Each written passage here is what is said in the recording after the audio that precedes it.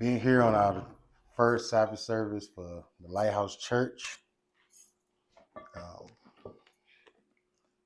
is definitely a blessing, and definitely I'm thank grateful. Um, Shalom, welcome to the Lighthouse Church, where we bring light and guidance to God's people in these dark times. Um, Feast of Dedication has put me particularly in a very thankful mode. Just have a lot of gratitude this morning, and just been thinking about family. And of course, we know um, we have large families, don't have enough. But I do want to just show that I'm some family that I'm thankful for. I'm thankful for all family, but these who came to mind. First of all, our spiritual parents, Pastor Darren Barron and his rib, Monique Barron. Just want to thank them as they helped us through this time leading up to now. The counseling they gave us, the encouragement they gave us.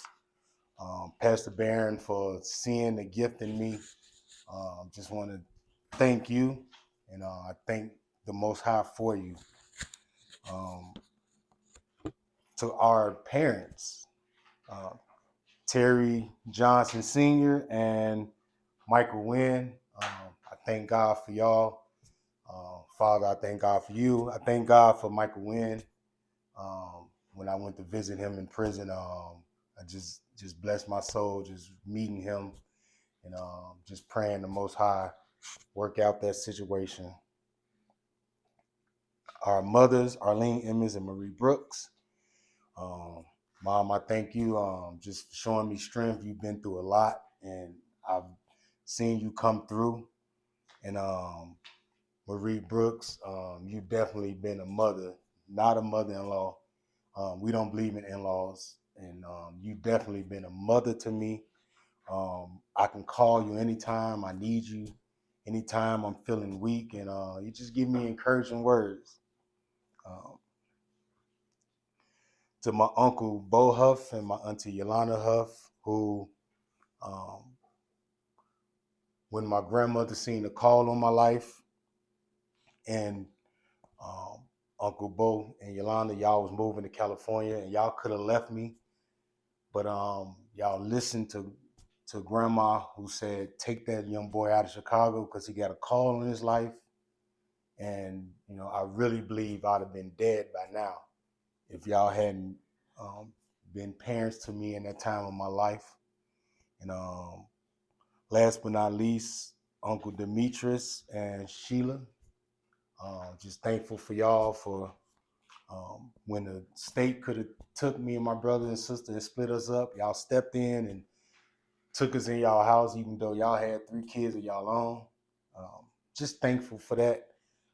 And the reason I'm doing this because I'm thankful for how God has used family along the way. How God uses people in our life to facilitate the calling He has on our life. I'm thankful for our siblings, from oldest to youngest. Latasha Wynn, um, very blessed to meet you. Deontay Emmons, my big little brother, they call him Debo. Antoinette Williams, it's a pleasure to meet you. Danielle Emmons, I love you. Ophelia Wynn, LaCrayton Linton, and Terry Lynn Jr. I love y'all. I'm just thankful for y'all, and I'm believing for great things for all of y'all. Next, I just want to show how thankful I am to the Most High for our kids, from oldest to youngest, from Bernard Scott Sr. to Harold Halcomb III, to Herod Halcomb Sr., to Music Fuller, Alex Emmons, Chris Emmons, Habarabi Helcom, and Devonna Emmons. I'm thankful for y'all, and I'm believing, and I'm seeking the Most High to put the spirit of the Maccabees on all our kids. That we would not just live and die, but y'all will blaze this earth and leave legacies behind. I'm thankful for our grandchildren, for Nard Scott Jr., Vincent Scott, Javier Halcomb, Hunter Halcomb, for Haley Scott, Viali Scott, Harad Halcomb Jr., Hosea Halcomb, Hezekiah Halcomb, Vea Scott, Haven Halcomb, V. Scott, Psalm Fuller, and Salam Fuller. So thankful for our grandchildren. That was a long list. So I'm taking it, we're going to have hundreds of great-great-grandchildren. It's going to be real. But the blessing of serving the Lord with family, and that's what I'm praying, that the Most High will bring family in to do the work. I know there's people coming. I know they're coming in, but I want to see family doing this work. And just to give a couple examples in the Bible of family that did the work together. Abraham, Sarah, and Lot did God's work together. Moses, Aaron, and Miriam did God's work together. Louise, Eunice, and Timothy did God's work together. Zechariah and Elizabeth did God's work together. Joseph and Mary did God's work together. Aquila and Priscilla did God's work together. Mordecai and Esther, uncle and niece, did God's work together.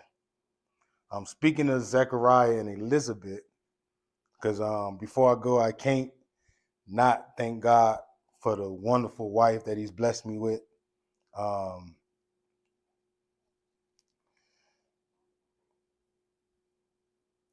I love this woman so much because when I was on my deathbed,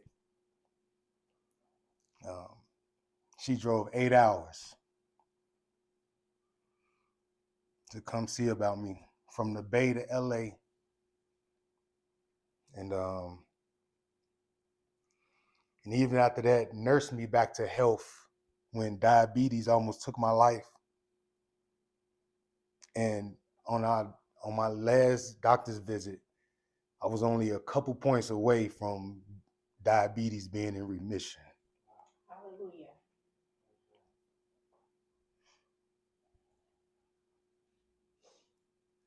I just want to thank God for my wife, my rib.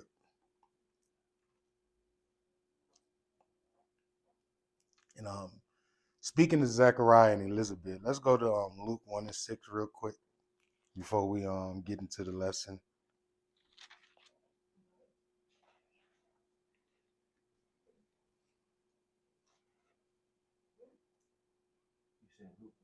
Yeah, I'm gonna start at 5 because I want to make another point with verse 5 that I just thought of. Because at Lighthouse, and I'm believing God, somebody else is going to take over that.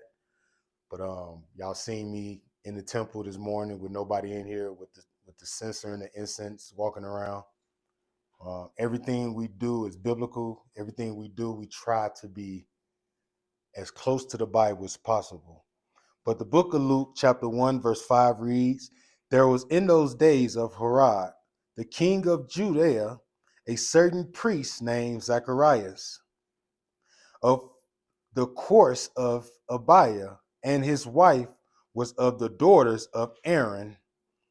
So it says Zechariah was a priest. And test some Bible knowledge. A priest was from what tribe?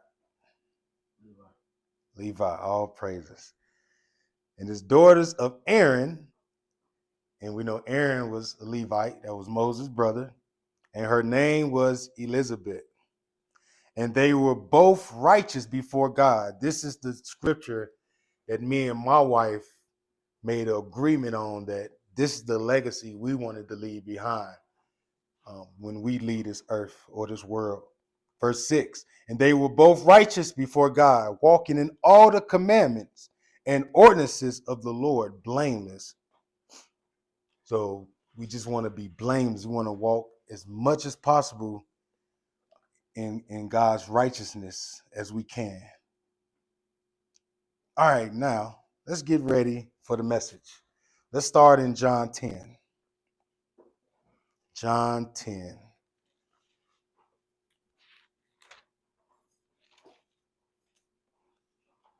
John chapter 10.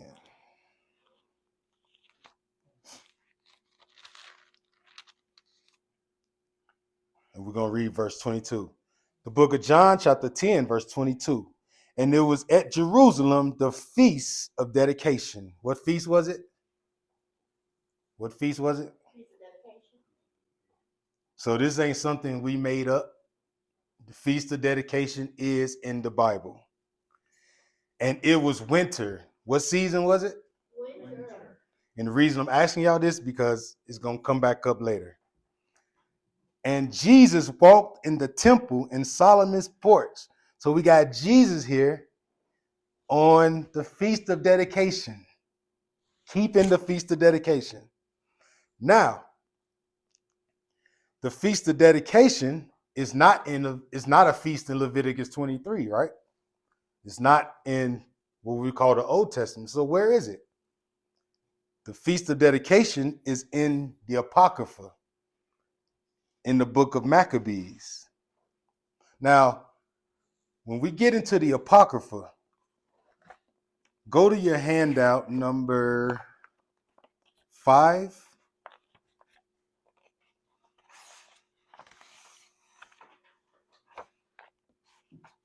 I want to show you something about the Apocrypha. One, we see Christ keeping a feast out of the Apocrypha. But why is the Apocrypha not in your modern translation Bibles? But I have a King James Bible here that has the Apocrypha in it. Why is that?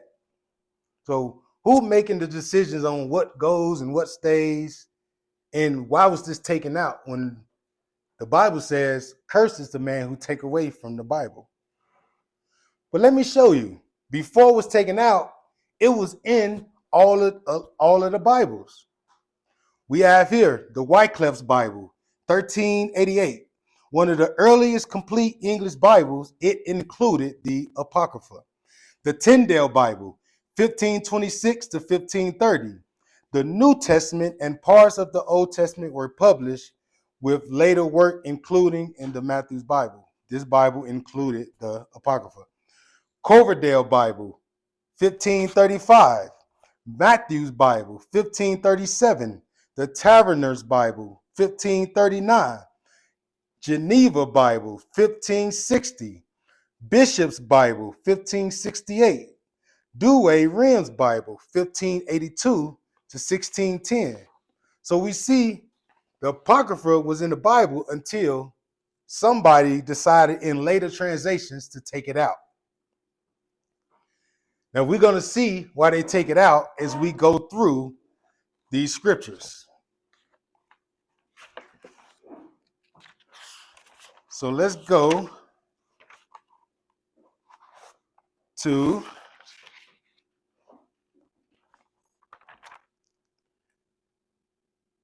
Maccabees, First Maccabees, and I don't know if everybody have a Bible with that in it,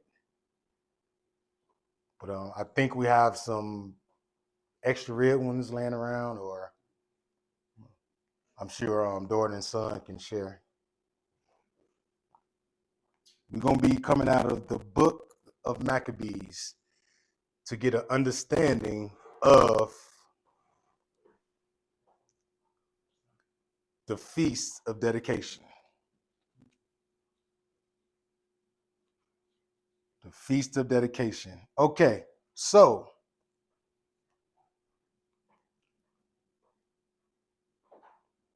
This feast is a feast to celebrate a victory of our people.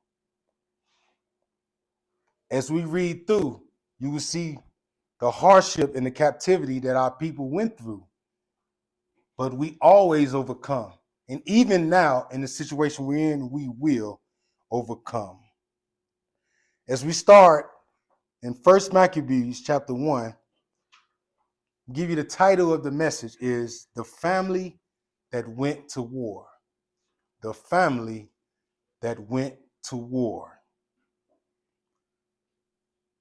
Maccabees chapter 1, and it reads, and it happened after that Alexander the son of Philip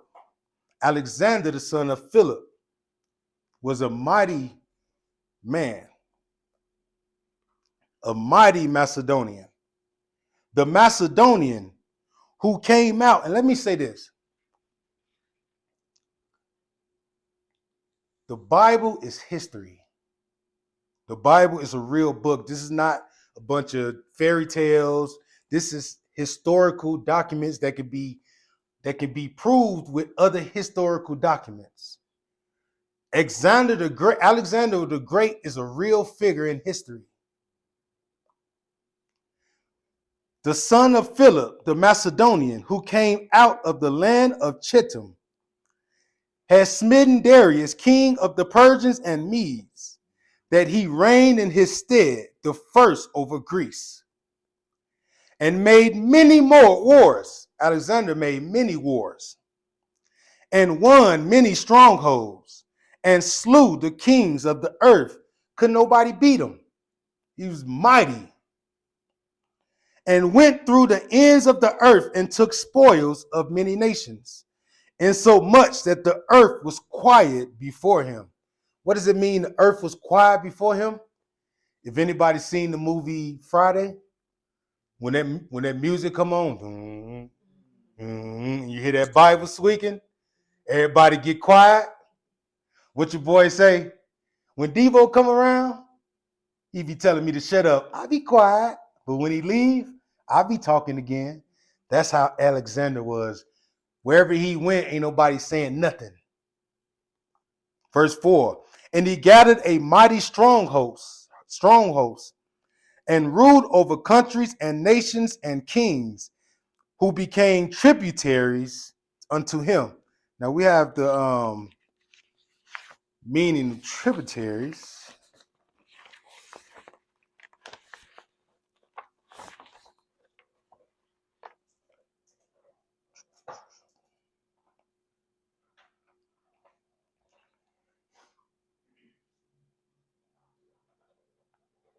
So the meaning of tributaries is a person or state that pays tribute to another state or ruler. So he had other mighty men around the globe bowing down to him, giving him gold, giving him silver, because he was the man. He was that powerful. When he come around, everybody shut up. After these things, he fell sick and perceived that he should die. So he got so sick that he knew this was the end. Verse 6. Wherefore he called his servants, such as were honorable, and had been brought up with him from his youth, and parted his kingdom among them while he was yet alive. So his servants, who was his servants that he came up with? One was Seleucus, who ruled over Mesopotamia. This is in your Feast of Dedication package. One was Lysistrata, who ruled over both Thrace and Asia Minor. The other one was Ptolemy, who ruled over Egypt. And this other one was Cassander, who ruled over Macedonia and exercised significant control over Greece. So he parted his kingdom to his four friends. So verse 7, so Alexander reigned 12 years and then died. And his servants bare rule every one in his place. And after his death, they all put crowns upon themselves. So did their sons after them many years. and evils were multiplied in the earth. Now, when these men took over, it was already wicked because of Alexander, but it said it got worse. Because what happens? You're going to be even greater than your trainer, right? That's why Christ said, greater works you shall do. Because we're a product of him. Verse 10. And there came out of them a wicked root. Now, this is the wicked root who came out of them.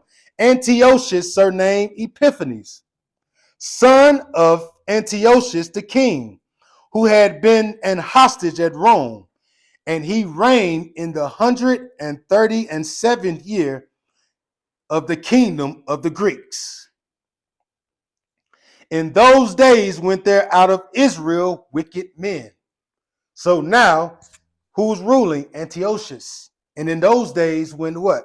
Out of Israel wicked men, who persuaded many, saying, let us go and make a covenant with the heathen that are round about us. For since we departed from them, we have had much sorrow.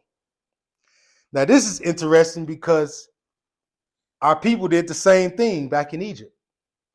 When Moses delivered our people out of Egypt, what did they say? Back in Egypt, we had onions and we had leeks. We was living good back in Egypt. And we find that in Exodus 16, Exodus 17, and Numbers 14. Israel complained about separating from the other nations. Verse 12. So this device pleased them well. It pleased them to make a covenant with the heathen. Then certain of the people were so for herein that they went to the king, who gave them license to do after the ordinances of the heathen. Sound familiar? We're getting a lot of licenses to sin in America. President Obama made something legal, right? Verse 14, whereupon they built a place of exercise at Jerusalem according to the customs of the heathen. Now let's go to handout number 1.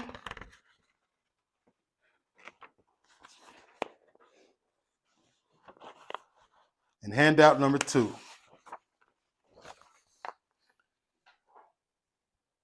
So they built a place of exercise and made themselves uncircumcised and forsook the holy covenant.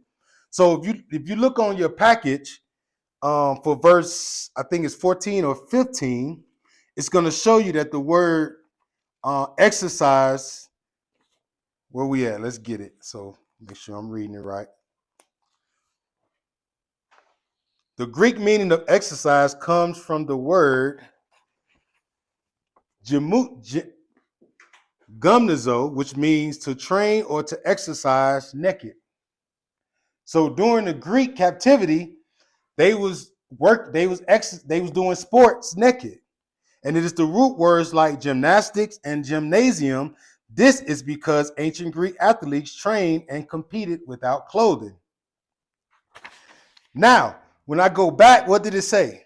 It said, then certain of the people were so wherein that they went to the king, who gave them license to do after the ordinances of the heathen, whereupon they built a place of exercise at Jerusalem according to the customs of the heathen. Now watch this. So we just read where gymnasium come from, right? It means to work out or to do sports naked. Watch this in verse 15. And made themselves uncircumcised. So because our laws, nations have always despised the laws of God that he's given to us, even circumcision. Why would they have to go and put the foreskin back on themselves to go play sports? Because if they're playing sports naked and they're circumcised, that lets the king know that they're following the laws of God and not the laws of his kingdom. Now let's jump over to 2 Maccabees real quick. Chapter 4. because Second Maccabees gives you a more detailed account of what's going on. So I'm going to start at verse 9 of chapter 4. Watch this. Second Maccabees chapter 4, verse 9. Besides this, he promised to assign 150 more, and if he might have license to set him up a place of exercise. That's that word license again, right? It's giving us details of what is going more deeper into it. And for the training up of youth in the fashions of the heathen. So they want to train up the youth, right? And what happened in now? Our youth go through what? Pop Warner, then they play in middle school, high school. They training them up. You know, you seen LeBron playing since he was a kid, right? In the fashions of the heathen, and to write them of Jerusalem by name of Antiochians. Then we just read that. Who was when we was in chapter first Maccabees? Who was ruling? Antiochus, right? Which, when the king had granted, and he had gotten into his hands the rule, he forthwith brought his own nation to the Greekist fashions, and the royal privileges granted of special favor to the Jews by the means of John, the father of Eponymus, who went ambassador to Rome for enmity and aid. He took away, and putting down the governments which were according to the law, he brought up new customs against the law. So they was always going against the law. That's why we gotta. I wish I had that meme when the guy's doing this. Like, think about it. It's probably in one of those cards. Said he came up against the law. Watch this. Verse 12. For he built gladly a place of exercise under the tower itself. So this is giving us a summary. This is giving us a more in-depth what happened in chapter 1. So first Maccabees and second Maccabees, it's not like a chronological order. It's this. These are the same time frames, but second Maccabees, it's like it's like one book just giving you like a quick summary, and then the other book going into detail, right? Verse 12. For he built gladly a place of exercise under the tower itself, and bought the chief young men. Say he bought the chief young men. When you look in America today, who is the chief young men? It's mostly our men. You know, we got people like what's the quarterback for the Chiefs? Patrick Mahomes. We had a guy back in the day called the Bus. He didn't catch that. No. The chief young men under his subjection, and made them wear a hat. So look at handout number 1. This hat thing this ain't nothing new. The Greeks was doing this to our people in the Greek captivity. Now they're doing it to us in the American captivity. I'm going to read this. Said the evolution of the draft hat. The NBA draft is one of the oddest events in sports. It's filled with tall athletes in awful suits, awkward handshakes with Commissioner Stern, and tons of unhappy fans when their team doesn't make the pick they wanted. In 1986, they introduced an element that would become iconic for years to come, the draft hat. They didn't introduce this. We see this in biblical history. The hat was simple, a snapback. Hit a hat in a solid color of the team's color, and the detailing in the team's accent color. I'm not going to read all of it, but the point is, whatever team our people got drafted to, they made them wear a hat. Now let's go back to the Bible. Verse 12. For they built gladly a place of exercise under the tower itself, and brought the chief young men under his subjection, and made them wear a hat. And believe me, the sports people is under their subjection today. it's only a certain way you can dress. It's only a certain type of music you can pull out. I remember when AI was supposed to put out a rap album, and it never came out because we know his mouth has no filter, right? What do you say? Practice. We talking about practice? Verse 13. Now, such was the height of Greek fashions. This was the height of Greek fashions, an increase of heathenish manners through the exceeding profaneness of Jason, that ungodly wretch, and no high priest. So Jason was supposed to be a high priest of us, but he was on the side making deals with the man, with the Greeks. That the priest had no courage to serve anymore at the altar. And that's what's going on today. Our priests have no courage no more because everything they're saying is being being controlled. You can't speak against homosexuality anymore. You can't speak against certain things because everybody's getting offended in this time. So they're having control over what we're saying. But God is raising up men that's going to speak the truth no matter what, because we're not in it for riches. We don't care what we can get out of the 501c3. Not going against 501c3 because I can show you in the Bible where our priests had tax exemptions. But you don't go in the office and take it for those tax exemptions.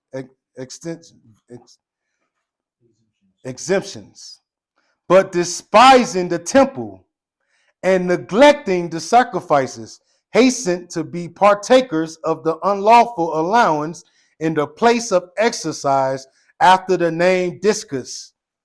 Anybody familiar with that sport, discus? That's when they throw the little disc. But they was doing this naked. God wasn't with that. Discus called them forth, verse 15. Now setting by the honors of their fathers, but so look, they set the honors of their fathers to the side. They said, yeah, we know Moses did that. We know Abraham did this might thing, but we like the Greeks. We want to be like them. We want to shine like them. I want a big chain like them, Verse 15, not setting by the honors of their fathers, but liking the glory of the Grecians best of all. By reason whereof sore calamity came upon them. This is why stuff keep coming upon us, because we keep breaking God's commandments and we're following after heathen customs. Forget our laws. Our laws is done away with. But we got to keep their laws, though. We got to do what they say. No, we don't. You don't got to keep the Feast of Dedication. Just keep Thanksgiving. Just keep Christmas. By reason whereof sore calamity came upon them, for they had them to be their enemies and avengers, whose custom they followed so earnestly. So the Bible is saying that instead of following God, they followed the customs of the heathen earnestly to a T. Stopped at every red light. They didn't litter in public. They didn't loiter in public. They followed the speed limit. But when it came to the Most High's laws, they done away with it. Follow so earnestly, and unto whom they desired to be like in all things. Watch this, verse 17. For it is not a light thing to do wickedly against the laws of God. It's not a light thing to break the laws of God. But the time following shall declare these things. But he's saying it's when you breaking God's laws, the time following is going to declare it. It's going to show when you sinning, because we can get into shenanigans and play wordplay, but following God's laws or sinning, right? Sinning is breaking God's laws. Let's go back to Maccabees 1.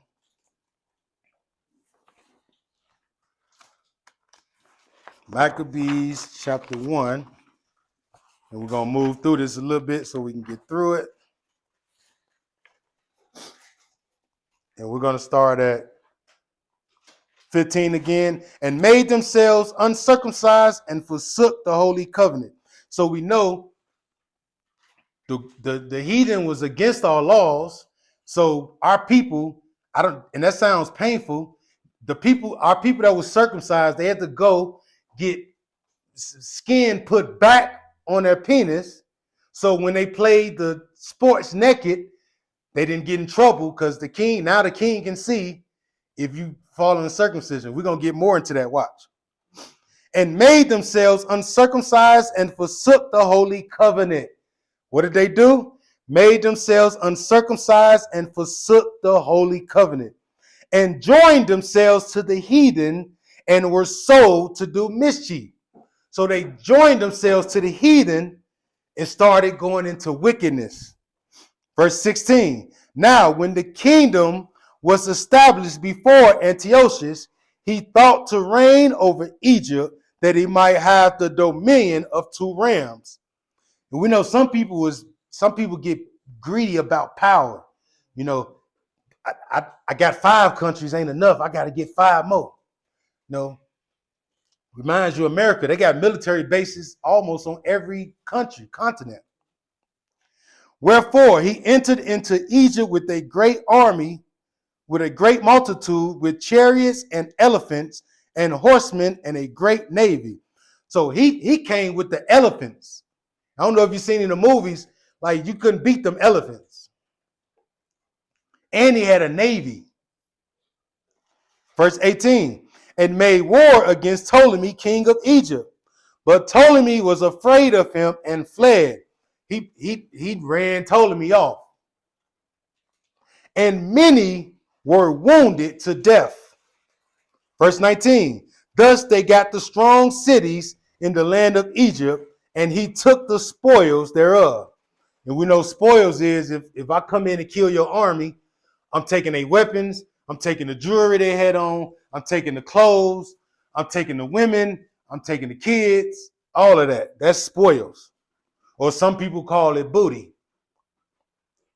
Verse 20, and after that Antiochus had smitten Egypt, and returned again in the 143rd year, and went up against Israel and Jerusalem with a great multitude, and entered proudly into the sanctuary.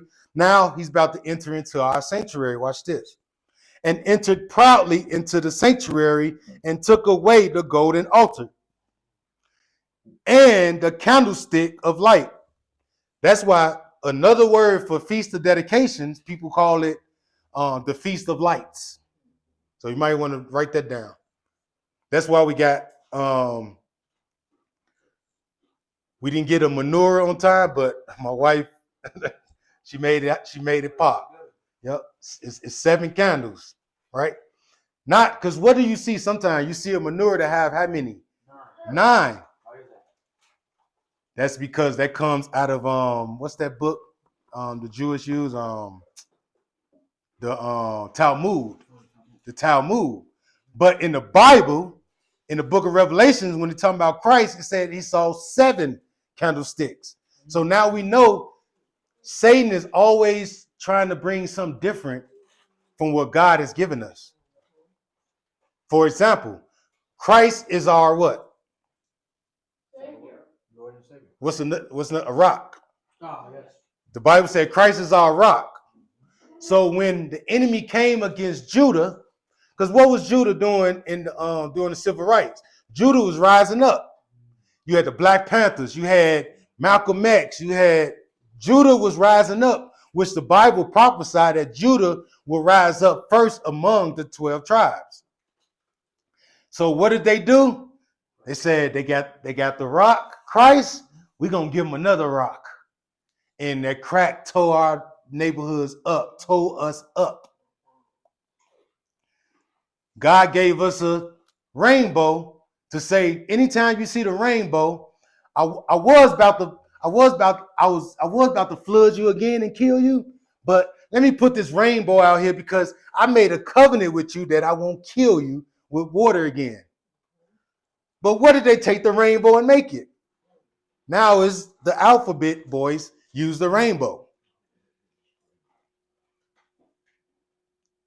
But the lights, the Feast of Lights, the Bible says 7, they took it and made it 9. And all the vessels thereof. So they ran in the temple and took everything out. Verse 22. And the table of the showbread, and the pouring vessels, and the vials, and the censers of gold. Censers of gold. That's what I was doing this morning, right? We had the censer with the incense walking through. And that's a teaching I'm gonna do at a later date, because all through the Bible to show you that the prayers, the angel carried the prayers up with the incense. And the crowns and the golden ornaments that were before the temple, all which he poured off. He took also the silver and the gold and the precious vessels. Also he took the hidden treasures which he found. And when he had taken all away, he went into his own land, having made a great massacre and spoken very proudly. He went back to his land and bragged about what he did to the Israelites. I destroyed them. I took everything. I'm the man. He in his land beating on his chest. Verse 25. Therefore there was great mourning in Israel in every place where they were. Let me ask you this, because we just read it. Who can remember, what did Israel do for the Most High to allow this king to go into Israel and tear down the altars and destroy the people? They did the uncircumcised stuff. The uncircumcised, they went away from the covenant. All praises. Verse 26. So that the princes and elders mourned, the virgins and young men were made feeble. Our young men was made feeble. Because if you destroyed the young men, what happens to the next generation? The next generation is done. And the beauty of women was changed. Our women was messed up. We see that now. You can pull up videos, our sisters twerking on police cars. The beauty was changed. Every bridegroom took up lamentation. The bride is now is tension in the marriages. The bridegroom got lamentation. And she that sat in the marriage chamber was in heaviness. She in the marriage chamber in heaviness. The land also was moved for the inhabitants thereof, and all the house of Jacob was covered with confusion. We see that now, a lot of confusion. We in all type of religions. We 12-year-olds running around with switchies, selling dope. We keeping score of how many bodies we kill. Oh, we up 9 to your 4. Murder is a joke among our people now. And after 2 years fully expired, the king sent his chief collector of tribute unto the cities of Judah, who came unto Jerusalem with a great multitude, and spake peaceable words unto them. But all was deceit. We see that now. Even I remember when Obama got elected, our people was in the street celebrating. Oh, we're up now. And it was all deceit. All we got was Obama phone, and that was it. For when they had given him credence, he fell suddenly upon the city, and smote it very sore, and destroyed much people of Israel. Our people was destroyed. And when he had taken the spoils of the city, he set on the fire and pulled down the houses and walls thereof on every side. But the woman and children took they captive. So they always take our women and children. Remember, we went over the Willie Lynch letter. They made it to where the woman and the children, there would be a divide with us and the men and the women and children. What's the name of that movie? Sweetheart, was it Claudine? Claudine, where the man had to sneak, he had to be away from the house when the social worker would come over to visit the house. They had to hide his shoes. They had to hide any gifts. They had to hide the beers in the house. That's how they always separated. Because if I can keep the women and children separated from the men, I can keep that nation weak. But the women and children took they captive and possessed the cattle. They builded the city. Then builded they the city of David with a great and strong wall, and with mighty towers, and made it a stronghold for them. So they took over the city and made it a stronghold for themselves. And they put therein a sinful nation, wicked men, and fortified themselves therein. They're put in there as sinful. It's always about bringing sin among us. Verse 35. They stored it also with armor and victuals. And when they had gathered together the spoils of Jerusalem, they laid them up there. And so they became a strong snare. For it was a place to lie in wait against the sanctuary and an evil adversary to Israel.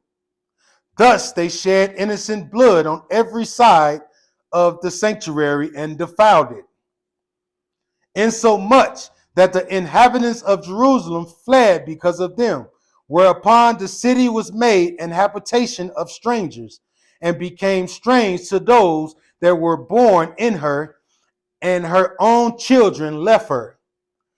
Her sanctuary was laid waste like a wilderness. Her feasts were turned into mourning. They destroyed our sanctuary. They destroyed our feasts. They didn't want us doing nothing pertaining to God. Her Sabbaths into reproach. They did that now. They took our Sabbath and said, you Negroes worship on Sunday. Don't worship on the seventh day like the Most High said. Y'all worship on the first day. That says none in the Bible. Even Christ said he's the God of the what? The Sabbath. Verse 40. As had been her glory, so was her dishonor increased, and her excellency was turned into mourning. Even today, our dishonor is increased. When you look at our men, make up a big percentage of the men locked up in the penitentiary. A lot of our men are homosexual. A lot of our men are in the streets killing each other. In the last 2 years, how many rappers got killed? You can't even name them all. King Von, FBG Duck. I can go on and on. What's the one in Memphis? Got shot in the cookie shop.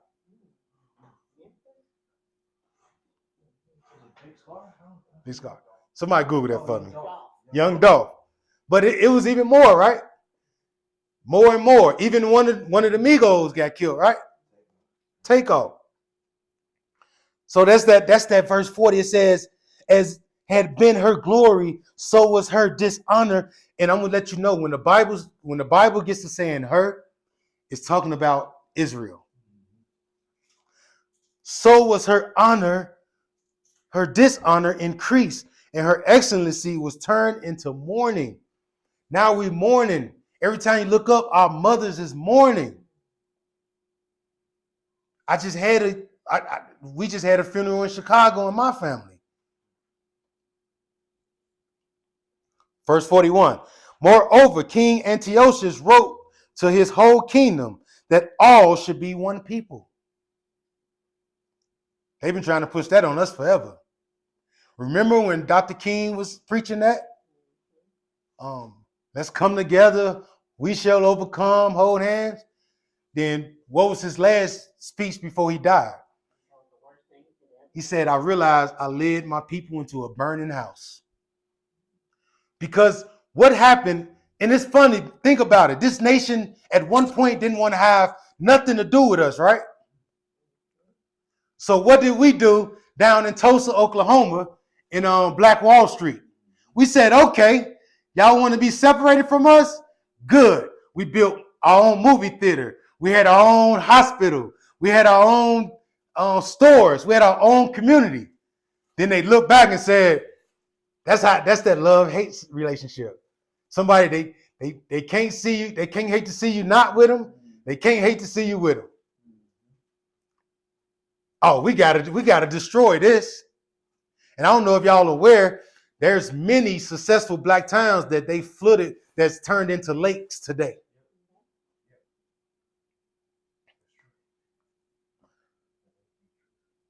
So they always wanted to become one people, even today, because, and we're going to get into that when we get into more of the revelational teachings, that America is an extension of Rome, which in Rome was an extension of what? Greece. So a lot of American traditions is after Rome. That's why America why they call America the great melting pot, because they want all people to be one. But God said, no, my people is set apart. Verse 42, and everyone should leave his laws. It's been this big, it's always about our laws. You look through the whole Bible, it's an attack on the laws of God. So all the heathen agreed according to the commandment of the king. Yea, many also of the Israelites consented to his religion. Many of the Israelites consented to his religion. Today we call them what? Uncle Toms or whatever. They make secret covenants in the government and to keep us down. You ever thought why people been on the bottom so long, but we had rappers that's billionaires? We got Dr. Dre, we had Kanye. Kanye tried to speak up. They spanked him quick. He said we was Israel, they spanked him. What's your guy that had what's that show? Nick Cannon. He said we was Israel. They spanked him. They did him so bad. They bought him on a TV show with the guy with the little hat and made him apologize. And I watched the interview with him and Candace Owens this morning, where Candace Owens was checking him, like she was like, if I'm speaking truth, I'm never apologizing. And he's like, well, I hurt them, and Candace Owens don't care. Verse 43. Yea, many also of the Israelites consented to his religion and sacrificed unto idols and profaned the Sabbath. How do we profane the Sabbath? We're cooking on the Sabbath. We at the stove buying stuff on the Sabbath. Why? Because they told us Sunday. You know what's funny? A guy told me one time, he said, oh, I keep the Sabbath every day. I said, man, that's a rough life. I said, you can't work every day. You can't buy nothing every day. You can't cook every day. You just standing in the corner dying, right? It makes no sense. God said this one day. He even rested on the Sabbath after creation. Christ said he's the Lord of the Sabbath. Verse 44, for the king has sent letters by messengers unto Jerusalem and the cities of Judah, that they should follow the strange laws of the land. He said, make them Negroes follow our laws. If a man want to take it, let him take it. And forbid burnt offerings and sacrifices and drink offerings in the temple, that they should profane the Sabbaths and festival days. We need them to do away with the Sabbath, and we need them to do away with God's festival days. Even though Christ kept the Feast of Dedication, we don't tell them Negroes that they don't have to do it. They need to worship Santa Claus coming down the chimney and drinking their milk and their cookies. From where I'm from, if a stranger giving a kid toys, he probably doing something else to the kid. Verse 46, and pollute the sanctuary and holy people.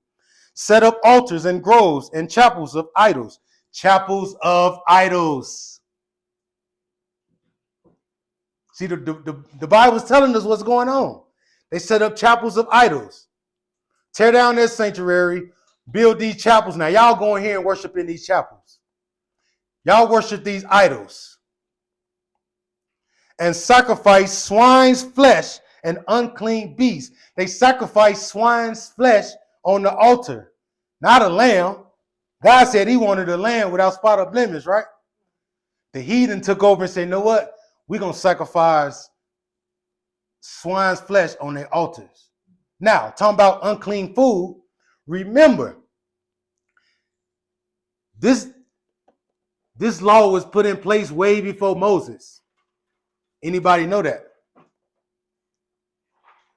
I'm going to tell you when. When Noah and his 3 sons got on the ark, and God told Noah to put the animals on the ark, what 2 types of animals he told him to put on the ark? He told Noah, separate the clean animals from the unclean animals. Why? And it's not a difficult thing. It's just, you know the scripture that says everything God made was made for good? Yeah, that don't mean you can eat it. That don't mean I'm going to roast a black widow and eat them and die. What was a pig made for? The pig was the trash can. They didn't have the trash man coming up the block, picking up the trash back then. They threw all the trash in the. Do you know a pig will eat anything? A pig will throw up, turn around, and do what? Eat it. That's why God said, I don't want you eating that because I made that to clean. It wasn't God just being, what's this word they always use for black men today? What's that word? It's a big word now they use for black men. Oh, what is it? When they say he all about himself? Narcissist. So God is not a narcissist trying to control everything you eat. God is saying, I made this. I know you shouldn't be eating it. That's why when you look in the black community, Hispanic and Native American, we have the most diabetes, high blood pressure, all of that. I thought it was blacks that had most diabetes, but it's actually the Native Americans that has the highest of diabetes because they're a part of the 12 tribes. You know, when we came over in slavery, what did they feed us? The swine. Everything has been about mocking God's laws with us. Verse 48, that they shall also lead their children uncircumcised. Now, why are you worried about what we do to our children? Think about this. And make their souls abominable with all manner of uncleanness and profaneness, to the end they might forget the law. They want you to forget the law. And all this is going to show us the Feast of Dedication, and we're going to get into soon the family that went to war. And change all the ordinances. And whosoever would not do according to the commandment of the king, he says, should die. Anybody that circumcised their kids should die. Man, it is that serious to you? You care that much that I don't eat a pork chop, that you ready to kill me? Is that serious? Verse 51. In the selfsame manner wrote he to his whole kingdom and appointed overseers over all the people, commanding the cities of Judah to sacrifice city by city. So he commanded Judah, because Judah is the top tribe. Because who else is from Judah? Christ. So they come after Judah because they know the other tribes follow us. If we wear Nikes, everybody else wear what? Nikes. If we wear a hoodie that's blue, everybody else wear a hoodie that's blue. Judah sets the tone for the whole earth. Then many of the people were gathered unto them, to wit, every one that forsook the law, and so they committed evils in the land, and drove the Israelites into secret places, even whosoever they could flee for succor. Succor is like going somewhere for aid or something like that, right? Now, the 15th day of the month Caslu, in the 140th and 5th year, they set up the abomination of desolation. Now, remember that. We're going to remember that date. The 15th day of the month Caslu, in the 140th year. So the 15th day of the month Caslu, that's the time we're in now, right? But watch this. This is the day they set up the abomination of desolation upon the altar and builded idol altars throughout the cities of Judah on every side, and burnt incense at the doors of their houses and in the streets. And when they had rent in the pieces the books of the law, they took the book, they took the Bibles at that time. Of course, we know at that time there wasn't no New Testament, right? But they took the books that had what? The books of Moses, the books of the prophets, the minor prophets. They took those books, which they found, they burned them with fire. That's how much they want to keep you from the Bible and live in the Bible. They burned the books.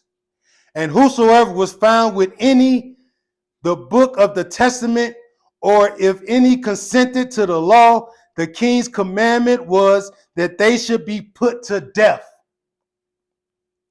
Thus did they by their authority unto the Israelites every month, to as many as were found in the cities. Now the 25th day of the month, they did sacrifice upon the idol altar, which was upon the altar of God. So now they sacrificing idols upon God's altar. At which time, according to the commandment, they put to death certain women that had caused their children to be circumcised. Now, if you women had got your son circumcised, they killed you. And they hanged infants about their necks. So the babies that was circumcised, they hung them by the neck. And rifled their houses and slew them that had circumcised them. Howbeit, many in Israel was fully resolved and confirmed in themselves not to eat any unclean thing. So God always had a remnant of people that stands up and say, I don't care what you're saying, I'm going to keep this law. And even now, he's raising us up to say, we're going to keep this law even unto death. Wherefore, they chose rather to die. They chose rather to die than to go against God, that they might not be defiled with meats, and that they might not profane the holy covenant. So then they died. They died for the truth. Who's willing to live a life worth death?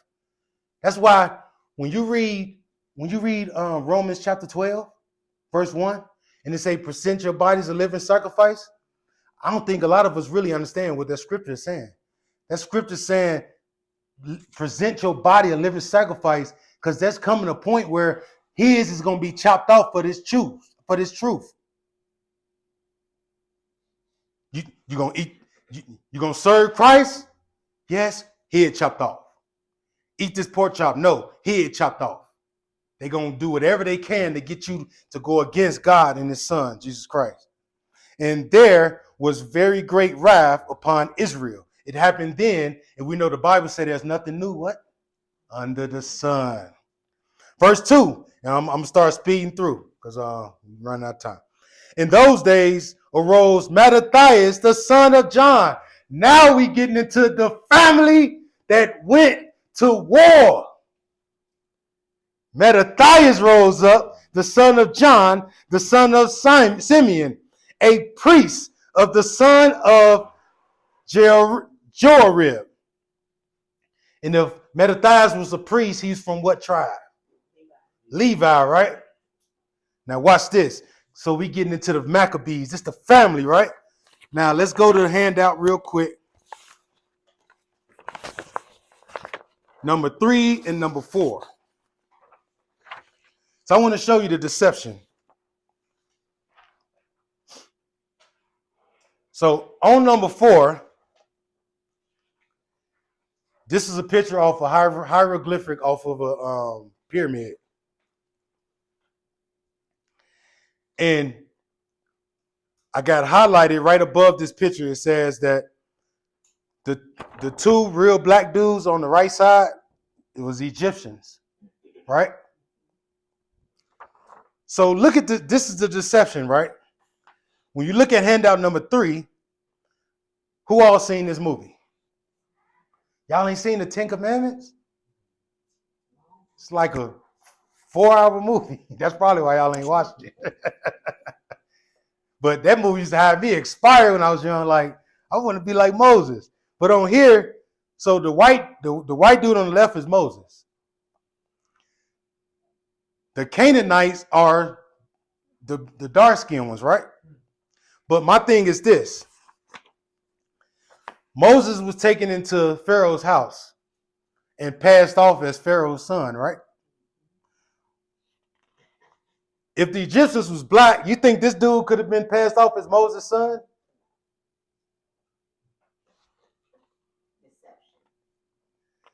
Now watch this. You ain't got to go with me, just write it down. It's I'm gonna go to Genesis 50:11 real quick. Then we're gonna come back and kind of speed through a little bit. 50 and 11.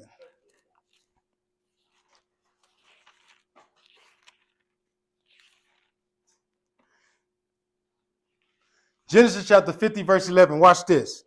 And when the inhabitants, so who had died? So this was a funeral. Jacob, or Israel, the father of the 12 tribes, had died. This is his funeral, right? So who would be at his funeral? Israelites, right? You see the two Canaanites right here? Look what the Canaanites said right here. Verse 11. And when the inhabitants of the land, the Canaanites, saw the mourning in the floor of Adad, they said, this is a grievous mourning to the Egyptians. Wait a minute. They looking from afar off and they see an Israelite funeral, but they think it's Egyptians. Why would they think Israelites is Egyptians? Their skin was dark, right? Then there's plenty of scriptures there, but we're gonna go back to First Maccabees because we got to move along.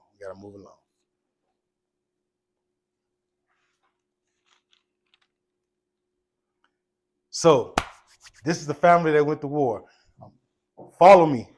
In those days arose Mattathias, the son of John, the son of Simeon, a priest of the son of Jerib, from Jerusalem, and dwelt in Modin. So we know Mattathias was a priest, which means he's from the tribe of Levi, which was the same tribe of Moses. And we see Moses and them was mistaken as Africans, which was dark, right? So we know these are black people right here. And he had 5 sons. Jonanan, called Cadus, Simon, called Dasi, Judas, who was called Maccabeus. Maccabeus means hammer. Eleazar, called Averin, and Jonathan, whose surname was Aphis. So this is Mattathias and his sons. And when he saw the blasphemies that were committed in Judah and Jerusalem, he said, woe is me, wherefore was I born to see the misery of my people? Mattathias said, I'm not about to be all right with the misery of my people. Yeah, we over here, we in a nice house, everything's cool. But when we look on YouTube, our people is destroyed. We shouldn't be good with that. You shouldn't be happy with just your house being okay, but your people as a nation is destroyed. And of the holy city, and to dwell there, when it was delivered into the hand of the enemy, and the sanctuary into the hand of strangers. Her temple is become as a man without glory. Her glorious vessels are, I'm going to read through this because we already know the temple's destroyed by now, right? We already know, he said, their dishonor increased. Ran into captivity. Her glorious vessels are carried away into captivity. That happened in what? During the slave time. We are God's glorious vessels. We was carried away on what? Slave ships into captivity. Her infants are slain in the streets. That's happening now. You look up, all these, what they call them YNs, is killing each other in the streets. Her young men with the sword can be gun, whatever. Sword is a weapon of the enemy. What nation have not had a part in her kingdom? What nation has not had a part in us? We was in slavery in America, Persian. You can look in Chinese history. They had us in slavery.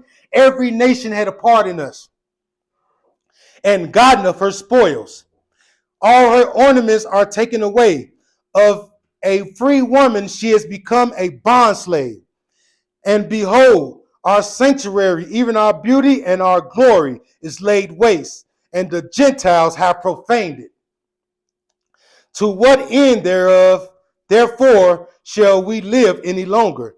Then Mattathias and his sons rent their clothes, the family that went to war. Not just Mattathias, but his sons stood up with them to go against evil, and put on sackcloth and mourning very sore. In the meanwhile, the king's officers, such as compelled the people to revolt. The nations always compelled us to revolt against God. Come into the city Modin and make them sacrifice. They made us sacrifice idols. They made us sacrifice unto idols and stuff, right? Watch this. And when many of Israel came unto them, Mattathias also and his sons came together. Then answered the king's officers and said to Mattathias on this wise, Thou art a ruler and an honorable and great man in this city, and strengthened with sons and brethren. Now, therefore, come thou first and fulfill the king's commandment, like as all the heathen have done. Yea, and the men of Judah also, and such as remain at Jerusalem, so shall thou and thy house be in the number of the king's friends. And thou and thy children shall be honored with silver and with gold and many rewards. So they offer Mattathias and his sons riches that they will go against the laws of God, that they will go against God. Why? Because they was influential. Do you know there's a famous Mason named Alvin Pike? Write that name down. You already know. Very learned young man. Alvin Pike said this. They said, how do you control the people? He said, you choose their heroes and you give them their heroes. So what they did, matter of fact, if you go, it's a good, it's a documentary on that rap group with Flavor Flav, Public Enemy, where Public Enemy, they was making music to encourage our people, to push our people. And the record labels stepped in and said, we're not pushing that no more. We're only pushing Little Dirt. We're only pushing 50 Cent. We're only pushing murder, selling drugs, shake that tail. We're not pushing Righteous Women. We're pushing BBLs. Verse 19. Then Mattathias answered and spake with a loud voice, though all the nations that are under the king's dominion obey him, and fall away every one from the religion of their fathers, and give consent to his commandments, yet will I and my sons and my brethren walk in the covenants of our fathers. We're going to walk like Abraham, Isaac, Jacob. We're going to walk like Moses. We're going to walk like David. God forbid that we should forsake the law and the ordinances. We will not hearken to the king's words to go from our religion, either on the right hand or the left. Now, when he had left speaking these words, there came one of the Jews in the sight of all to sacrifice on the altar which was at Modin, according to the king's commandments. They said, oh, Mattathias, you won't do it? We're going to go over and get Tyrone. You know, Tyrone want a rap career. So we go, come on over here, Tyrone. We want you to sacrifice on the altar. Which thing, when Mattathias saw, verse 24, he was inflamed with zeal. Mattathias got mad. You know, that's why I have to find wisdom with myself, because I got so much zeal for God and his laws that when the laws is broken, it bothers me. And I gotta get to a place where I gotta resolve and not get out of and let it bother me, which it should bother me, but not where I'm reacting. And his reins trembled. Neither could he forbear to show his anger according to judgment. Wherefore he ran and slew him on the altar. He murdered this man on the altar for sacrificing idols. This is how important Christ and the commandments are. Also, the king's commissioner who compelled men to sacrifice, he killed at the time, and the altar was pulled down. So he killed the king's men and tore the altar down. We don't need this altar, ain't no good. Y'all done put idols on here. Thus dwelt he zealously for the law of God. Mattathias was zealous for the law of God, like as Phinehas did unto Zambri, the son of Salem. And Mattathias cried throughout the city with a loud voice, saying, whosoever is zealous of the law and maintaineth the covenant, let him follow me. And that's the declaration I make today. If you are zealous for Christ, and you are zealous for the law, follow me. So he and his sons fled into the mountains and left all that ever they had in the city. Then many that sought after justice and judgment went down into the wilderness to dwell there. So it was a remnant of our people that wanted justice. We got people that want justice right now. What they used to yell in the streets? No justice, no peace. I don't know the rest of it, but that's what they used to say. Both they and their children and their wives and their cattle, because afflictions increased sore upon them. Now, when it was told the king's servants and the host that was at Jerusalem in the city of David, that certain men who had broken the king's commandment were gone down into the secret places in the wilderness, they pursued after them a great number, and having overtaken them, they camped against them and made war against them on the Sabbath day. Let me ask y'all something. And this is just using common sense. Why do you think the enemy will make war against our people on the Sabbath during that time? What you got, Judah? I heard you, baby.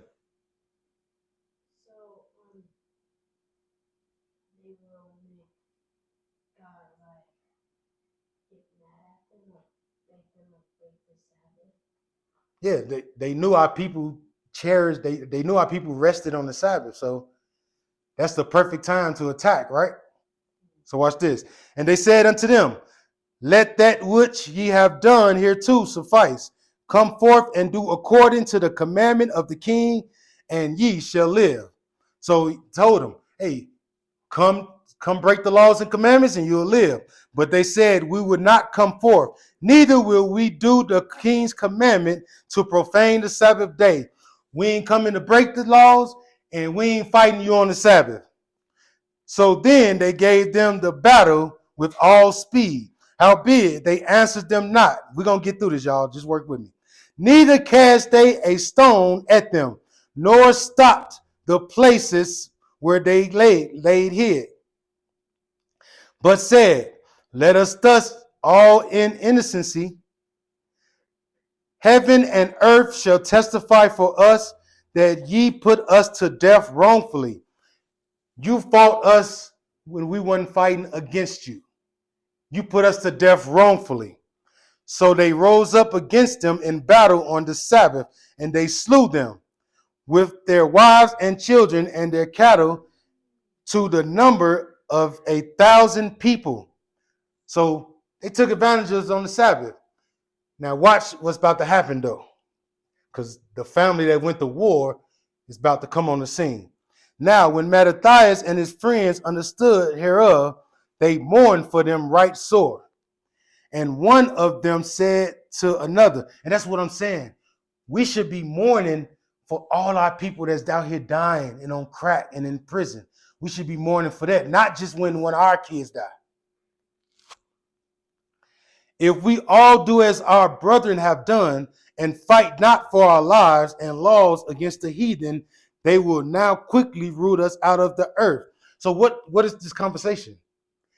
If we don't fight on the Sabbath, we're going to be wiped. What you got? They're going to kill us. We're going to be wiped out. Verse 41.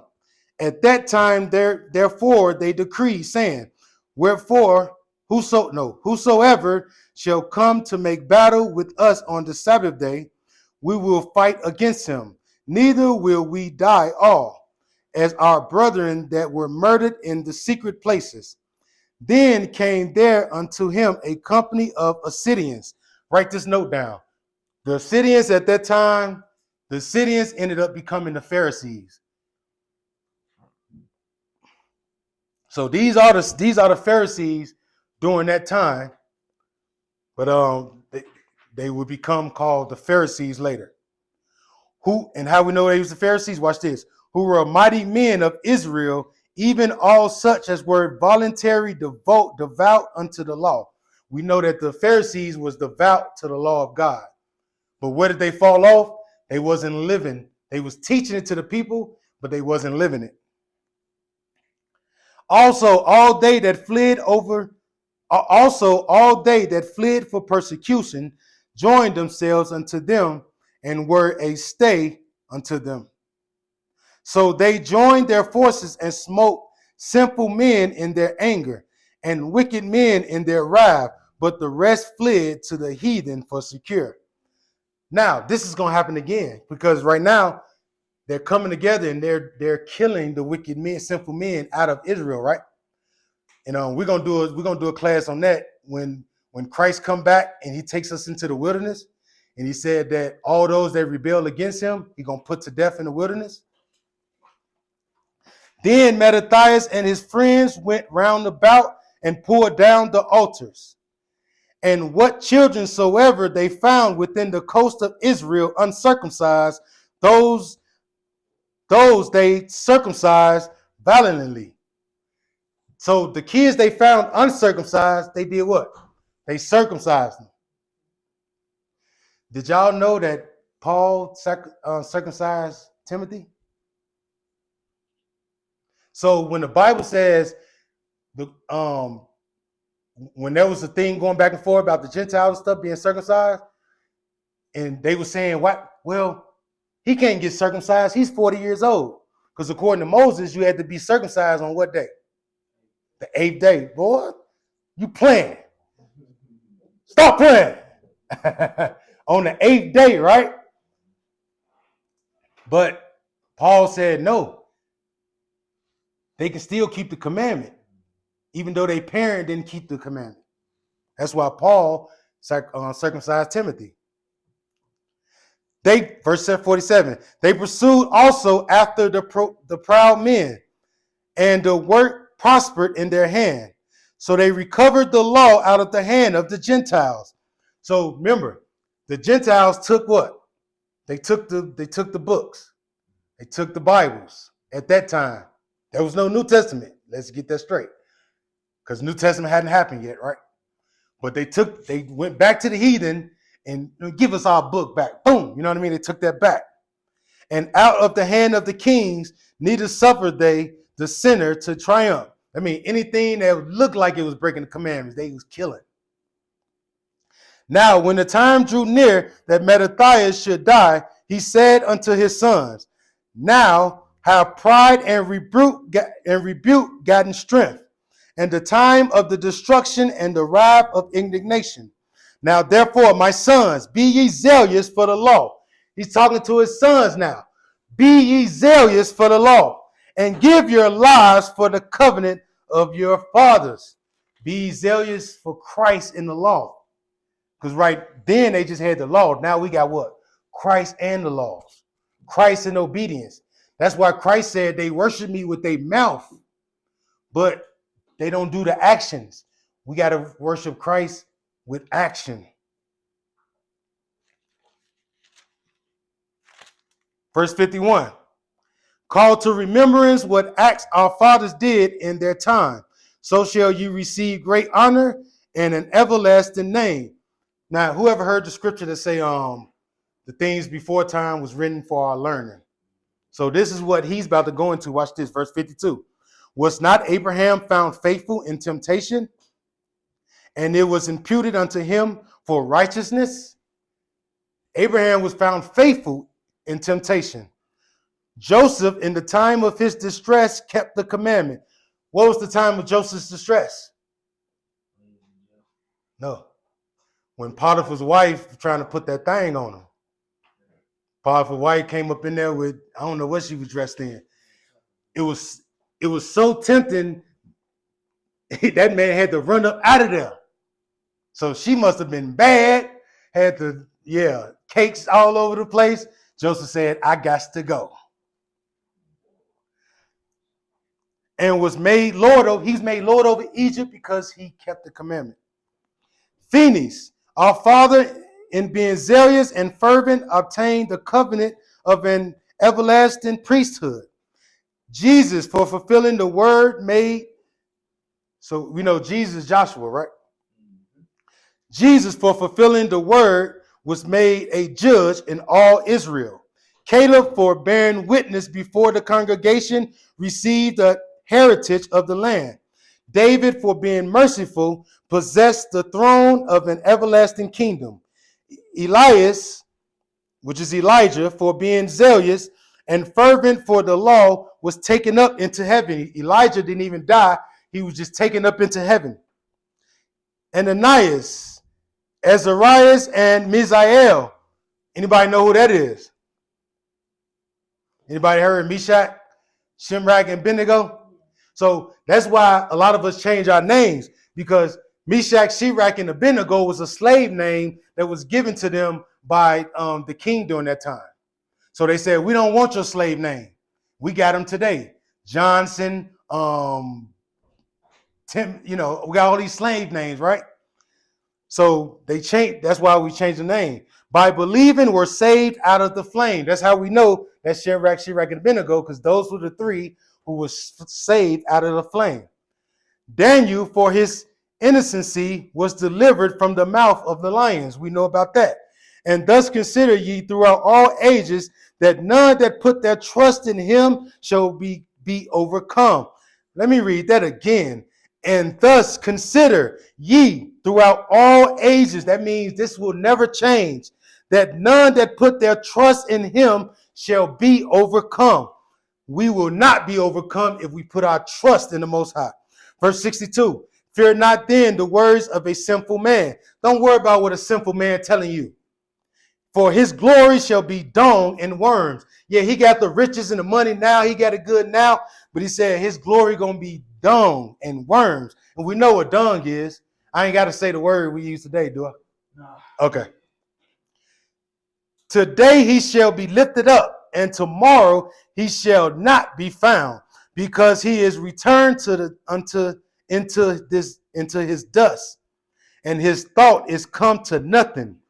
Wherefore, ye my sons, be vigilant and show yourselves men in the behalf of the law.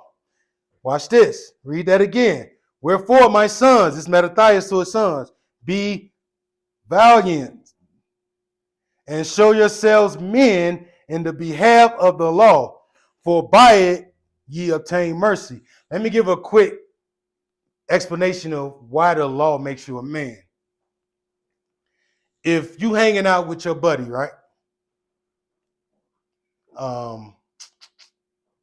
You hanging out with your buddy, and his wife is with him. By the law, A, his wife walk away, you're gonna look at her booty, or by the law, B, you're not gonna look upon your brother's wife. A or B? B is correct. That's why the law makes you a man, because it makes you do the right thing. Verse 65, and behold, I know that your brother Simon is a man of counsel. Give ear unto him always. He shall be a father unto you. So Mattathias is about to die, and he's telling the brothers, hey, I'm leaving Simon as the leader. I'm leaving the wise oldest son as the leader. As for Judas Maccabeus, he had been mighty and strong, even from his youth up. Let him be your captain and fight the battle of the people. So he put Judas over the army because Judas was the mighty brother. You had the wise older brother, then you had the young mighty warrior, which was Judas Maccabeus. Verse 67, take also unto you all those that observe the law and avenge the wrong of your people. Did he say just go out and get any man? He said get those who observe the law. Recompense fully the heathen and take heed to the commandments of the law. So he blessed them and was gathered to his fathers.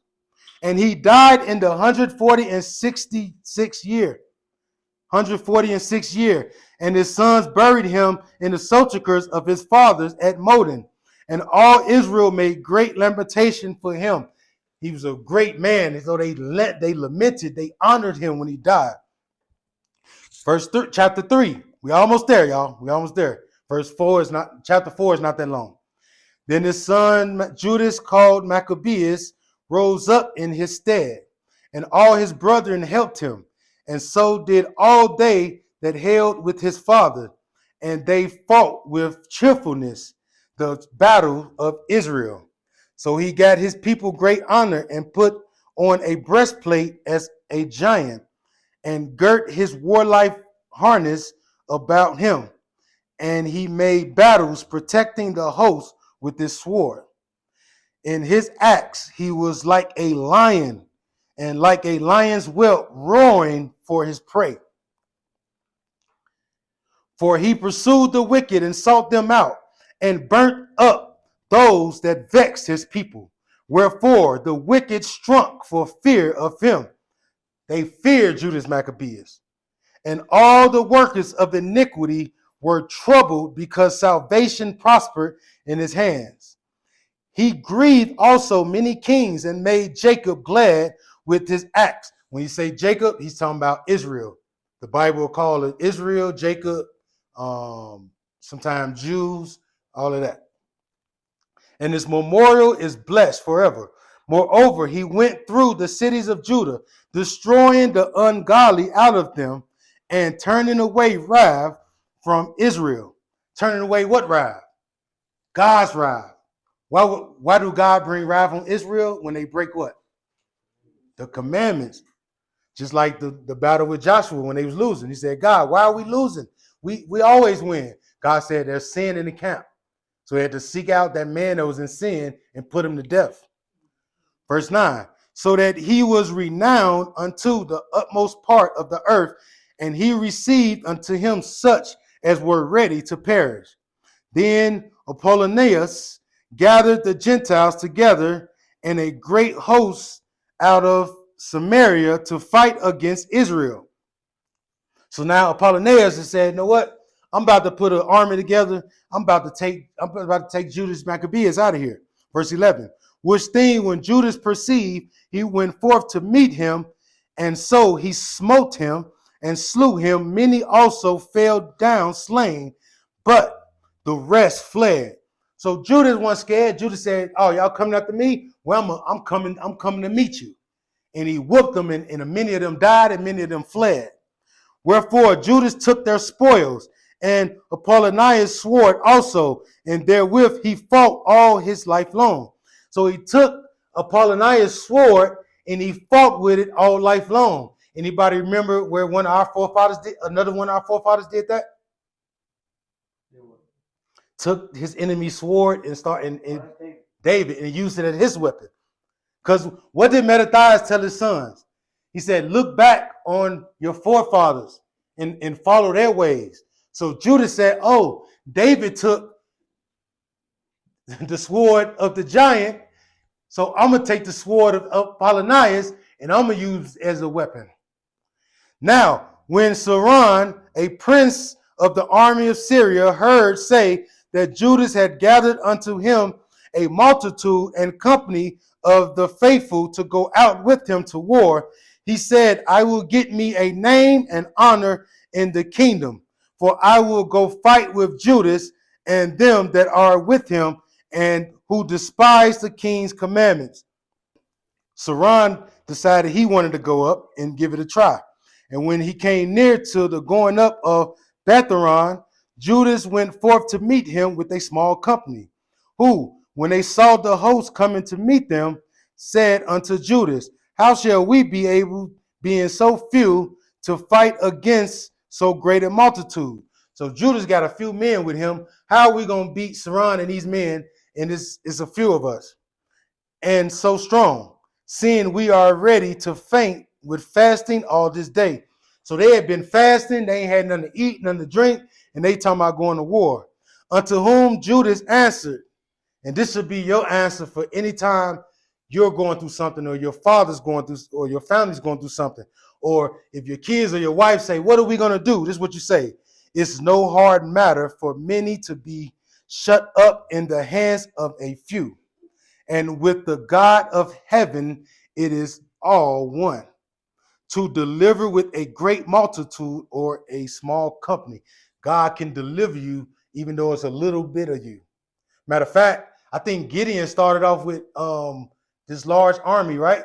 And then Most High broke them down to like 300. So it's not always about numbers. It's about the power of God. Verse 19. For the victory of battle standeth not in the multitude of an host, but strength cometh from heaven. They come against us in much pride and iniquity to destroy us, and our wives and children, and to spoil us. But we fight for our lives and our laws. Wherefore the Lord himself will overthrow them before our face. And as for you, be ye not afraid of them.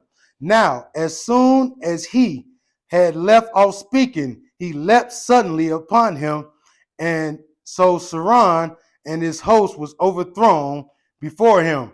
So Judas Maccabeus said what he's going to say, and then what? Say he leaped on him. He took care of his business. Verse 24. And they pursued them from the going down of Betharon unto the plain, wherefore were slain about 800 men of them. And the residue fled into the land of the Philistines. Then began the fear of Judas and his brethren, and an exceeding great dread to fall upon the nations round about them. So now fear is falling upon the other nations, saying, man, the Israelites, they whooping everybody. Insomuch as his fame came unto the king, and all nations talked of the battles of Judas. Now, when King Antiochus heard these things, he was full of indignation. Soldiers paid for a year, commanding them to be ready whensoever he should need them.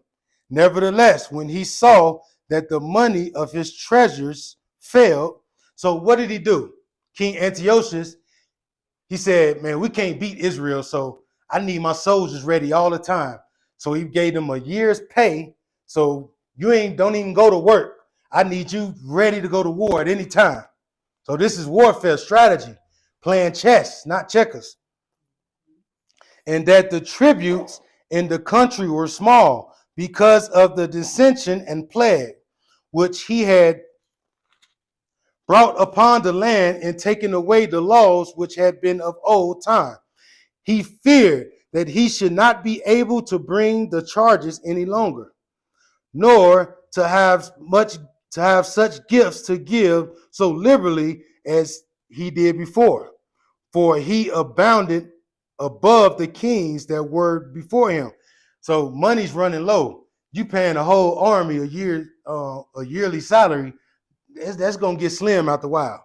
Wherefore, being greatly perplexed in his mind, he determined to go into Persia, there to take the tributes of the countries and to gather much money. He needs more money. So he left Lysisus, a nobleman and one of the blood royal, to oversee the affairs of the king from the river Euphrates unto the borders of Egypt, and to bring up his son Antiochus until he came again. Moreover, he delivered unto him the half of his forces and the elephants, and gave him charge of all that he would have done, as also concerning them that dwelt in Judea and Jerusalem, to wit, that he should send an army against them to destroy and root out the strength of Israel and the remnant of Jerusalem, and to take away their memorial from that place, and that he should place strangers in all their quarters and divide their land by lot. So the king took the half of the forces that remained and departed from Antioch, his royal city, and 147th year. And having passed the river Euphrates, he went through the high countries. Then Lysias chose Ptolemy, the son of Doromenes, and Nicanor, and Georgius, mighty men of the king's friends. And with them he sent 40,000 footmen and 7,000 horsemen to go into the land of Judah and to destroy it, and the king, as the king commanded. So they went forth with all their power and came and pitched by Emmaus in the plain country. And the merchants of the country, hearing the fame of them, took silver and gold very much, with servants, and came into the camp to buy the children of Israel for slaves. That sound familiar? They like to sell us. They even doing organ harvesting on us today. That's why you see a lot of black children coming up missing. They taking them organs and selling them. A power also of Syria and of the land of the Philistines joined themselves unto them. And when Judas and his brethren saw that miseries were multiplied, and that the forces did encamp themselves in their borders, for they knew how the king had given commandment to destroy the people and utterly abolish them, they said one to another, let us restore the decayed estate of our people. That's what we're doing here at the Lighthouse Church. That's the mission. We're going to restore the decayed state of our people. And let us fight for our people and the sanctuary. Then was the congregation gathered together, that they might be ready for battle, and that they might pray and ask mercy and compassion. Now Jerusalem lay void as a wilderness. There was none of her children that went in or out. The sanctuary also was trodden down, and aliens kept the stronghold, and the heathen had their habitation in that place. And joy was taken from Jacob, and the pipe with the harp ceased. That means praise ceased. It was so bad, ain't nobody praising. Wherefore the Israelites assembled themselves together and came to Mizpah over against Jerusalem. For in Mizpah was the place where they prayed aforetime in Israel. Then they fasted that day. Make sure we fasting. Fasting is the greatest way to get demons off you and to overcome things. And put on sackcloth and cast ashes upon their heads, and rent their clothes, and lay open the books of the law, wherein the heathen had sought to paint the likeness of their images. What does it mean? The heathens painted the likeness of their images in our books. When you look in the book, even though Revelations 1:14 says Jesus was a dark-skinned man, when you look in these books, Jesus is depicted as what color? White. They say when you go all over Africa, there's pictures of white Jesus everywhere. Verse 49, they brought also the priest's garments and the first fruits and the tithes, and the Nazarites they stirred up, who had accomplished their days. We're almost done. Then cried they with a loud voice toward heaven, saying, what shall we do with these, and whither shall we carry them away? For thy sanctuary is trodden down and profane, and thy priests are in heaviness and brought low. And lo, the heathen are assembled together against us to destroy us. What things they imagine against us, thou knowest. How shall we be able to stand against them, except thou, O God, be our help? Then sounded they with trumpets and cried with a loud voice. And after this, Judas ordained captains over the people, even captains over 1,000 and over hundreds and over 50s and over 10s. But as for such as were building houses, or had betrothed wives, or were planting vineyards, or were fearful, those he commanded that they should return. So those who had families and was fearful, he said, go back home because we don't want nobody distracted during this war. Every man to his own house according to the law. So the camp removed and pitched upon the south side of Emmaus.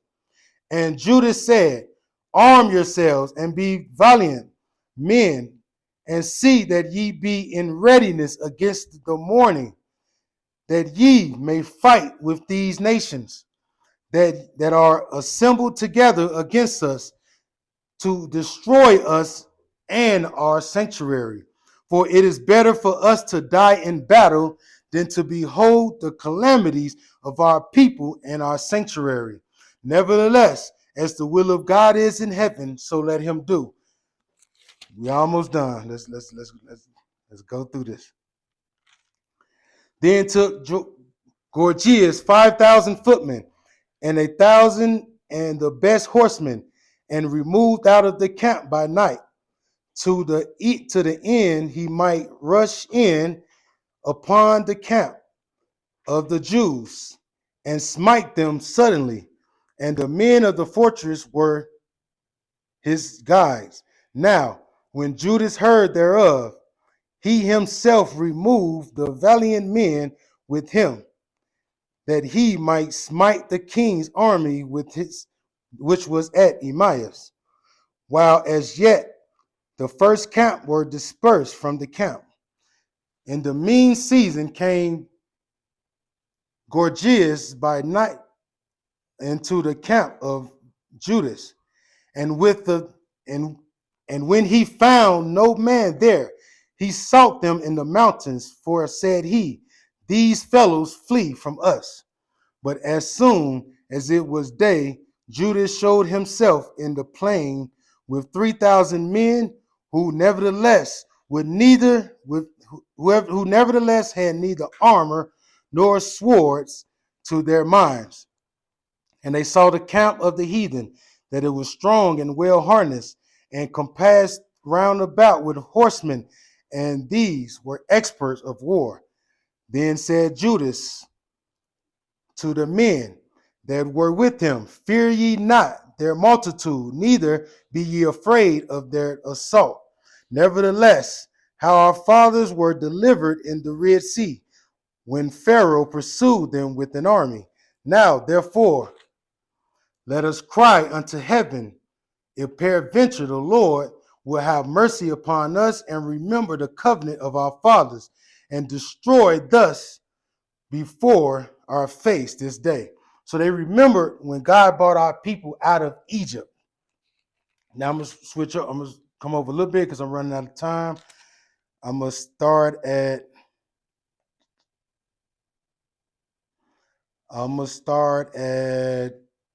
46, and we're going to close out. But go back and read all 4 chapters so you can get the full understanding of the Feast of Dedication. Verse 46 of chapter 4, and laid up the stones in the mountain of the temple in the convenient place, until there should come a prophet to show what should be done with them. Then they took whole stones according to the law, and built a new altar according to the former, and made up the sanctuary. So by this time, they've defeated the enemy, and now they've taken back the sanctuary, and now they're rebuilding the sanctuary. This is where we get the Feast of Dedication. Things that were within the temple, and hallowed the courts. They made also new holy vessels, and into the temple they brought the candlestick, and the altar of burnt offering, and of incense, and the table. And upon the altar they burned incense, and the lamps that were upon the candlestick they lighted, that they might give light in the temple. Furthermore, they set the loaves upon the table, and spread out the vials, and finished all the works which they had begun to make. Now, on the 5th and 20th day of the 9th month, which is called the month Caslu, in the 140th and 8th year, they rose up betimes in the morning, So I don't know if y'all remember, I told y'all, remember that date in the beginning. And offered sacrifice according to the law upon the new altar of burnt offerings which they had made. Look at what time and what day the heathen had profaned it. Look at the time when the heathen profaned the altar. Watch this. Even in that was it dedicated with song. So the time that they destroyed the altar, the Most High did what?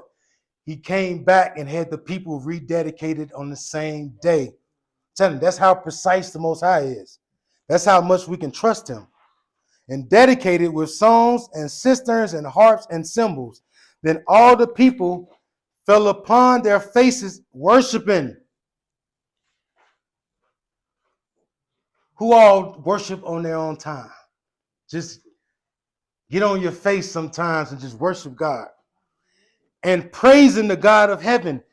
We have to worship and praise God, who had given them good success. Because any success you got is coming from who? From God. And so they kept the dedication of the altar 8 days. That's why it started last week, Friday sundown, Saturday sundown, and it's ending this week, Saturday sundown to Friday sundown, because that's what? 8 days. And offered burnt offerings, huh? I said Saturday to Sunday. Yeah, it makes the 8th day. Yep. And offered burnt offerings with gladness and sacrifice of deliverance and praise. So they gave a sacrifice of deliverance and praise. They decked also the forefront of the temple with crowns of gold and with shields and with gates and with chambers. They renewed and hanged doors upon them. So they decorated. Thus was there very great gladness among the people, for that the reproach of the heathen was put away. Moreover, Judas and his brethren with the whole congregation of Israel ordained that the days of the dedication of the altar should be kept in their season. So he just commanded what? He just commanded that the days of dedication should be kept in his season. How do we know what season the Feast of Dedication should be kept in?